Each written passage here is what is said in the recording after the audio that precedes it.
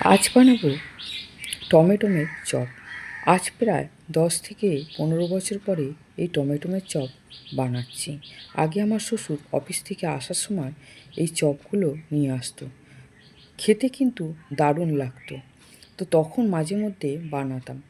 এখন আর অনেক দিন বানাইনি। হঠাৎ মনে পড়লো বন্ধুদেরকে টমেটোমের চপ করে দেখানো যাক। এখন তো টমেটো খুব সস্তা। তো প্রথমে আমি 500 গ্রাম আলু সেদ্ধ করে নিয়ে খোসা ছাড়িয়ে ম্যাশ করে নিলাম। এরপরে 1 মুঠো চীনাবাদাম শুকনো কড়ার মধ্যে ভেজে নিলাম। এরপরে ওই কড়ার মধ্যে 2 থেকে 3 চামচ সর্ষের তেল দিয়ে 1 চামচ গোটা জিরের ফোড়ন দিয়ে দিলাম 2টো শুকনো লঙ্কা ছিঁড়ে।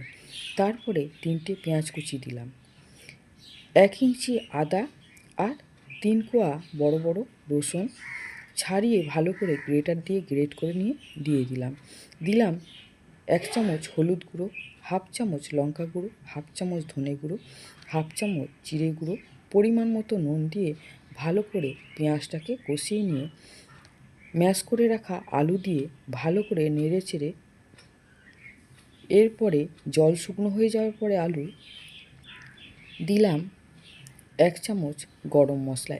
এই গরম মশলা আমার বাড়িতে বানানো, সব রকমই মশলা দেওয়া আছে। এরপরে 1/2 চামচ কসুরি মেথি দিয়ে আমি নেড়ে চেড়ে নিয়ে নামিয়ে নিলাম।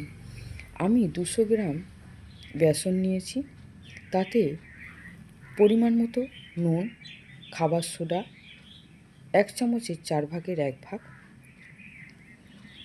অল্প একটু হলুদ গুঁড়ো, 1/2 চামচ লঙ্কা গুঁড়ো দিয়ে ব্যাটারটা ভালো করে মেখে নিলাম। যেইভাবে চপ বেগুনি ভাজলে ব্যাটার গুলে ওইভাবে গুলে নিলাম। এরপরে আমি 6-7টা টমেটো মাঝখান করে 2 আধখানা করে কেটে নিলাম। তাতে যে আলুর পুরটা বানিয়েছি, টমেটোমের যে দিকটা কেটে নিয়েছি সেই দিকে গোল করে লাগিয়ে নিলাম, আর টমেটোমের গায়ের দিকেও লাগিয়ে নিলাম। পুরো একটা গোল গোল বলের মতো বানিয়ে নিলাম। এইভাবে সব কটা টমেটোমে আলুর পুর লাগিয়ে নেব, নিয়ে রেডি করে নেব। আমার টমেটোমের চপ রান্না করা যদি আপনাদের ভালো লাগে, আমার চ্যানেলে একটা সাবস্ক্রাইব করে দেবেন, লাইক করবেন, কমেন্ট করে জানাবেন, আমার তাহলে বেশ ভালো লাগবে। সমস্ত আলু পুর দেওয়া টমেটোগুলো রেডি হয়ে গেছে।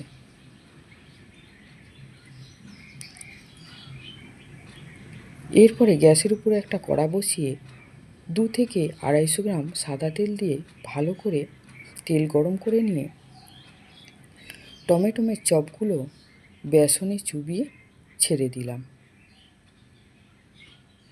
তেলের মধ্যে। এরপরে একটু টাইম রেখে আস্তে আস্তে করে ধীরে সুস্থে একটু উল্টে নেব।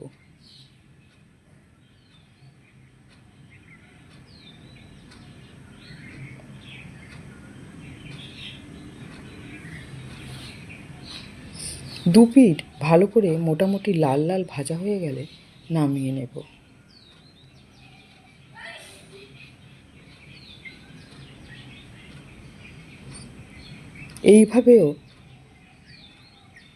এইভাবে আপনারাও টমেটোমের চপ করে খেয়ে দেখুন, দারুণ লাগবে। এখন তো টমেটো একদম সস্তা।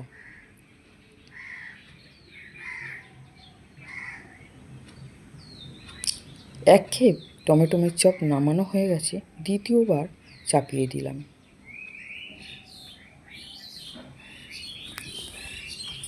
প্রথমে 3টে করে দিয়েছি, তাই উল্টাতে একটু অসুবিধা হচ্ছিল, পরে আমি 2টো করে দিয়ে দিলাম। একটা একটু মোটামুটি ভালো করে ভাজা হয়ে যাওয়ার পরে আর একটা পাশে দিয়ে দেব।